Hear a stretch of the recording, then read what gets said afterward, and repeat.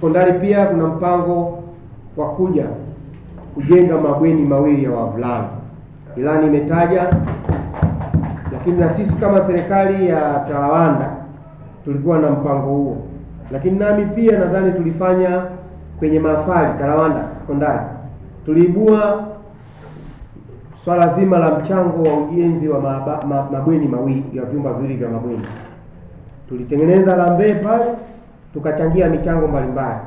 Lakini niliahidi ndugu zangu kuwaita wawekezaji pia kwenda nao Talawanda sekondari, kwenda kuwaambia changamoto zilizopo pale, kwa sababu tunao wawekezaji wa aina mbalimbali. Wanasaga simenti katika maeneo yetu, wanahamisha mawe kwenda kusaga simenti. Kwa nini wasitusaidie sasa kuona watoto wetu wanaenda kukaa sehemu nzuri wavulana? Kwa sababu wasichana wanaye mabweni matatu japo hayakamilika, lakini wanajihifadhi vizuri. Sasa wavulana bado wanapanga mtaani, taaluma inazidi kupungua na mazingira si rafiki kwa mtoto yanaendelea kuwakamata katika maeneo. Kwa hiyo nilipanga vizuri, na wenyeviti wangu wa vijiji nitawajulisha. Lazima tukafanye kikao na wawekezaji wakubwa na wadogo ndani ya Talawanda sekondari. Lengo ni nini? Kuchangia kuona kwamba mabweni yale ya wavulana wawili, mabweni ya vyumba viwili vya wavulana vinaanzishwa kujengwa.